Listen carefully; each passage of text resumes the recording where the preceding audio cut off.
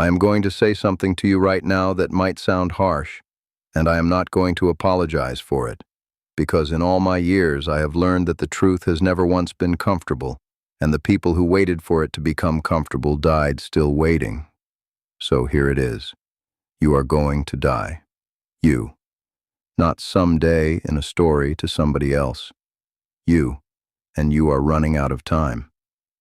Now I already feel some of you reaching for the screen, wanting to leave, wanting something lighter, something easier to swallow on a quiet afternoon. Stay with me. Because I did not say that to frighten you. I said it because it is the one true thing, and everything good I am about to give you grows out of that single piece of ground. Here is what I have watched over and over in a long life of sitting with people at the end. The ones who spent their years running from this subject were the ones most afraid of it, and the fear did not leave them when they looked away. It just went underground. It sat in the chest like a cold stone, and it whispered in the dark hours of the night when there was no one left to distract them. I do not want that for you. Because here is the thing almost no one will tell you anymore. When you stop running from death, death stops chasing you. And in that quiet, something opens up that most people never feel in their whole lives. The old ones called it freedom. Not the small freedom of doing whatever you please, but the deep freedom of a person who is no longer afraid of the one thing everybody else is terrified of.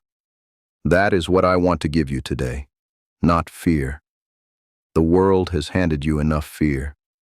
I want to give you what the old ones knew. So let me begin where they began.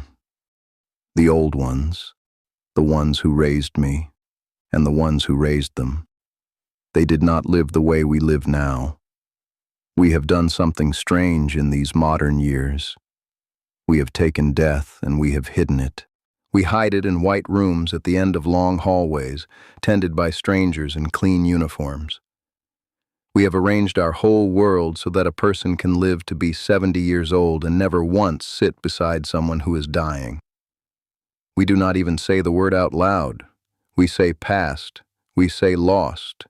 We say gone, as if the word itself were a curse that might come true if we spoke it, as if, by not looking at it, we could make it forget about us. But I will tell you what hiding from death actually does. It does not protect you, it robs you.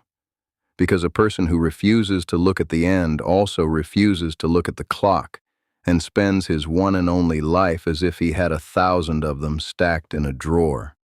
He says, tomorrow. He says, when the children are grown, when the money is right, when things finally settle down. And he keeps saying it. He says it at 40. He says it at 60. He is still saying it, some of them, in the last week of their lives, making plans for a someday the body already knows will never come. Does any of that sound familiar? The unspoken sorry. The trip you keep meaning to take. The phone call you have been about to make for years. The person you keep meaning to forgive just as soon as the time feels right. The old ones did not live this way. They lived close to death the way you live beside a river. You do not fear the river. You respect it. You learn it. You let it teach you. And because they lived close to it, they were not afraid of it. And because they were not afraid of it, they were awake in a way that almost no one is awake anymore. So let me give you what they knew, one truth at a time. The first thing the old ones knew is that death is not the enemy of life. It is the partner of life. We have been taught to think of death as a thief, something that breaks in and steals from us. And so we spend our days building walls, locking doors, trying to keep it out. But the old ones did not see a thief. They saw a season. My grandmother used to take me out behind the house in the autumn, when the whole world was going gold and red and brown, and she would say to me, "Look at how beautiful the dying is." I did not understand her then. I was a boy. To me, a dead leaf was a dead leaf. But she would pick one up, hold it to the light, and she would say, "This leaf is not sad. This leaf is not afraid. It did everything it was made to do. It drank the rain, it caught the sun, it gave shade to the small things underneath it. And now it lets go, so that the tree can rest, so that the spring can come again. She said, "The tree is not losing the leaf. The tree is giving it back." I think about that almost every day now, that a thing can be ending and beautiful at the same time, that the letting go is not a failure. It is the last and the gentlest thing the leaf will ever do. You are not a thief's victim. You are a leaf on a very old tree, and the tree has been doing this for a very, very long time, and it knows exactly what it is doing. The second thing the old ones knew is that a life is measured by its depth, not by its length. We are obsessed with length now. How many years? How many decades? We measure a good death by the number on the stone. He made it to 90, as if 90 were the prize. But the old ones did not count the years. They counted the living inside the years. I knew a man named Walter. Walter lived to be 91. And in all those years, Walter never said the thing he wanted to say, never went to the place he wanted to go, never forgave the brother he stopped speaking to at 40, 91 years, and he was a stranger to his own heart for 90 of them. I sat with Walter near the end, and he said to me so quietly I had to lean in. I was so busy not dying that I forgot to start living. And now the living is over, and I never even began. Now let me tell you about a woman named Beatrice. Beatrice did not get Walter's years. She was taken at 44 by a sickness that did not ask her permission and did not give her time to argue. But I will tell you what Beatrice did in the short handful of years I knew her. She loved fiercely. She laughed until she cried and made the rest of us cry along with her. She told the truth even when it cost her. And in her last 2 years, when she already knew the sickness would win, she spent her afternoons in a hospital holding the hands of dying strangers. Because she could not stand, she said, the thought of anyone going out of this world alone. When Beatrice was buried, the small chapel could not hold the people who came. They stood out in the road, strangers, half of them, people whose hands she had held on the worst day of their lives. Now tell me, which of those two was the long life, and which was the short one? The old ones knew the question is never, how many years did you get? The question is, how much of yourself did you actually live? You can be 80 and barely born. You can be 30 and fuller than a river in spring. So if you are sitting there counting your years and feeling the count getting short, stop counting the years and start filling them. Because a single afternoon, truly lived, fully present, fully awake, is worth more than a decade spent asleep. Before I share the next thing, I want to say one quiet word, and then I will move on. Everything I am telling you today, all of this old wisdom about how to face the end without fear, how to make peace, how to let go and live anyway, I have gathered it and written it down. 20 teachings in 4 parts, in the order they are meant to be received. It is called The Native Way, and the link is in the description below. But stay right here with me, because the next thing I'm going to tell you is the one the old ones said matters most of all. The third thing the old ones knew is that nothing that is loved is ever fully lost. This is the one that breaks the fear. This is the one I have watched change people's faces right in front of me. We are taught that when a person dies, they are gone, just gone, erased. And if that were true, then yes, I would be afraid too. But that is not what the old ones believed, and it is not what I have seen with my own eyes. My grandfather has been gone for many years now, and yet this morning I drank my coffee black and bitter, the way he drank it, because he taught me that a man should taste his mornings. And tonight, if a young person comes to me lost and frightened, I will say to them the same words he once said to me by a low fire when I was lost and frightened myself. Tell me, where exactly is my grandfather? He is in my coffee. He is in the words I passed to the young. He did not vanish. He poured himself into me, and one day I will pour him, and all I have added, into someone else. The old ones said that a person is a river, and a river does not end when it reaches the sea. It rises. It becomes the rain. It falls again on the mountains and begins the whole journey over, carrying the same water it has always carried. Your grandmother is in your hands when you cook her food. Your father is in your spine when you stand up for what is right. The ones who loved you are not behind you. They are inside you. So when people tell you that you will be forgotten, do not believe them. You will not be forgotten. You will be inherited. The fourth thing the old ones knew is that you must make your peace before the light goes down, and not a single day later. I have sat with many people at the very end, more than I can count now, and I will tell you the one thing they almost never say in those last hours. They almost never say, "I wish I had made more money." They almost never say, "I wish I had worked more or been right in that old argument." What they say, again and again and again, is some version of this. "I wish I had told her I loved her one more time. I wish I had not let those years pass in silence with my son. I wish I had forgiven him while he was still here to be forgiven." Do you hear what is in those words? Every one of them is about a peace that was possible and was put off. A bridge that could have been built and was left as a gap. I knew two brothers, Samuel and Eli. They had a falling out over their father's land, the way brothers so often do, and they did not speak for 19 years. 19 years of two old men in the same small town crossing the street to avoid each other. And then Samuel got sick, and Eli, when he heard, stood at his own front door for almost an hour, his coat on, his hand on the knob, afraid of what 19 years of silence had become. He went. Thank God, he went. And the two of them, two stubborn old men, sat in a quiet room and did not talk about the land. Not one word about the land. They talked about when they were boys, about their mother's bread, about a dog they had shared 60 years before. And Samuel passed 3 days later, and Eli told me, "Those 3 days gave me back 19 years. Why did I wait? Why did I wait so long for something that took us 1 hour to fix? But I will be honest with you, because you deserve honesty and not just comfort. It does not always end like Samuel and Eli.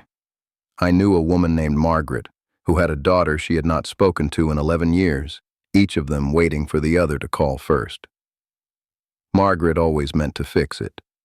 She kept the daughter's number in a little book by the phone, and some nights she would take it down and hold it and put it back. And then one ordinary Tuesday, Margaret's heart simply stopped, with no warning at all, the number never dialed.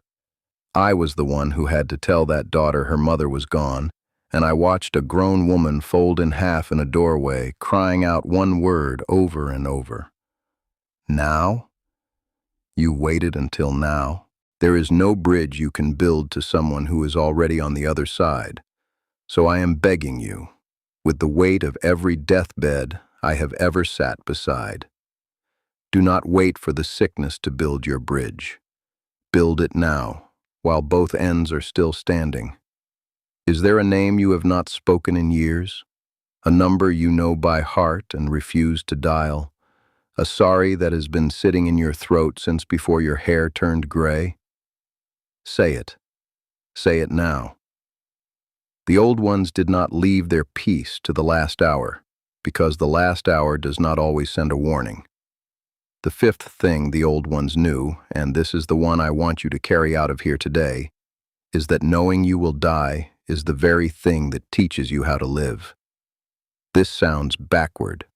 The world tells you that to think of death is to be morbid, to be dark, to invite sadness in. The old ones knew the opposite was true. My grandmother, who I told you about, the one who loved the dying leaves, she used to wake before the sun every single morning, and the first thing she did, before her feet were even all the way under her, was step outside and take one slow breath and say 4 words. Thank you for another day, another morning, another chance. and she said it precisely because she knew that one of these mornings would be the last one.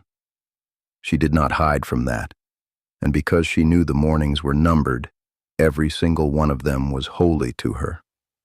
Let me show you what that does to a man. I knew a fellow named Thomas. Thomas was a hard man for most of his life, the kind who measured every day by what he had gotten done, who walked past his own children to answer the telephone, who could not sit at a dinner table without his hands itching to be working again. Then the doctors gave Thomas a number, and everyone who loved him braced for him to fall apart. He did not fall apart. Something stranger happened. Thomas, for the first time in 70 years, woke up. He took his coffee on the porch now, slowly. He called the daughter he had walked past 1,000 times and asked her to tell him about her whole day, and he listened. For the first time in her life, she told me, her father actually listened. Thomas said to me near the end, "It is a terrible joke, isn't it? I had to be told I was dying before I was willing to live. These last 2 years, when I knew they were few, were the only ones I was truly awake for, and they were the best of my whole life. That is the secret the old ones kept. A man who believes he has forever wastes his afternoons, but a man who knows his time is short becomes wise with it. He tells his wife that he loves her, not on the holidays, on a Tuesday, for no reason at all, because Tuesday is also a gift, and Tuesdays run out too. Do not fear the shortness of your days. Let it wake you up. Let it make every ordinary morning ring like a bell. The flower does not last forever, and that is exactly why we lean down to smell it. If it bloomed for 1,000 years, we would walk right past it and never see it at all. You are the flower. The fact that you will not last forever is not your tragedy. It is the reason you are precious. The sixth thing the old ones knew, and I have saved this one for near the end on purpose, is that you do not walk toward the end alone. We think of the end as the loneliest road of all, a single person in a single bed, walking out through a door that only fits one. And the fear of that loneliness is sometimes bigger than the fear of the death itself. But the old ones did not believe you walk it alone. They believed that everyone who ever came before you, everyone whose blood you carry, every grandmother and grandfather back and back and back further than any name you know, that all of them walk that last stretch of road with you. Think about what had to happen for you to be here. A long, unbroken line of people who survived the hard winters, who held on through the hunger and the sickness and the grief, who loved at least once long enough to pass life forward one more step. Not one of them broke the chain. Not one. If even a single one of them had given up too soon, you would not be sitting here breathing right now. You are the living end of a line of survivors that stretches back to the very beginning.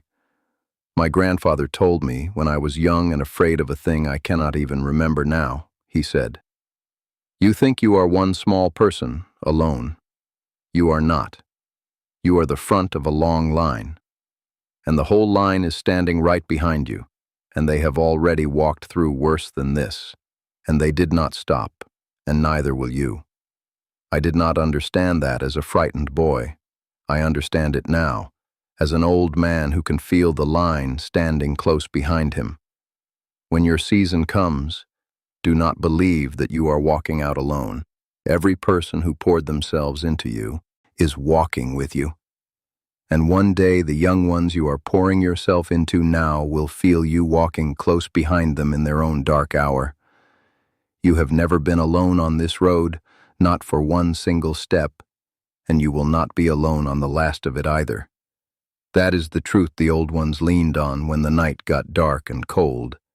So let me gather these together for you now, the way my grandmother gathered her herbs, and put them in your hands to carry home.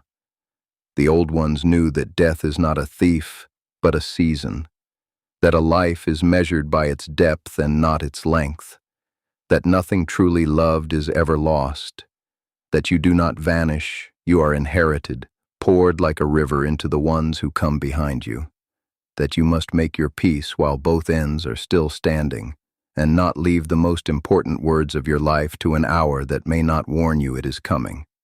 That to remember death is not to be morbid. It is to be awake. It is the only thing that makes a Tuesday holy, and that you never walk that last road alone, because the whole long line of the ones who came before you is standing right behind you and has already walked through worse and did not stop. I am an old man now. I will not pretend that I am not. And I will tell you honestly, I am not afraid anymore. I have lived close to the river too long now to be afraid of the water.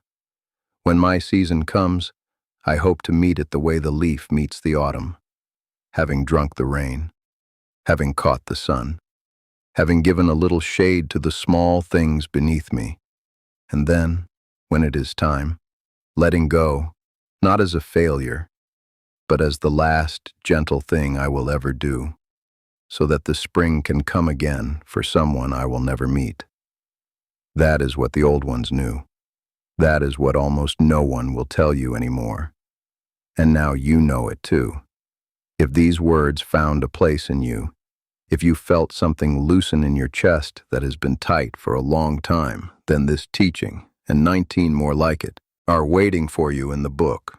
It is called The Native Way. 20 teachings, 100 pages, written the way I would say them to you if you were sitting here beside me by a low fire. You will find it at the link in the description, nativewaybook.com. Read one teaching, just one. Sit with it overnight and see what it does in the morning. And now I want to hear from you. Tell me in the comments below, who is the one person you carry inside you? The one who is gone, but who lives on in something you still do every day? Say their name down there. Let us remember them together. I read every comment, and if this is the kind of conversation your heart has been hungry for, then stay with me. Subscribe to this channel. We are not collecting viewers here. We are collecting people who remember. Rest well tonight. And in the morning, when you open your eyes, try 4 words. Thank you for another. I will see you next week. I am not done yet.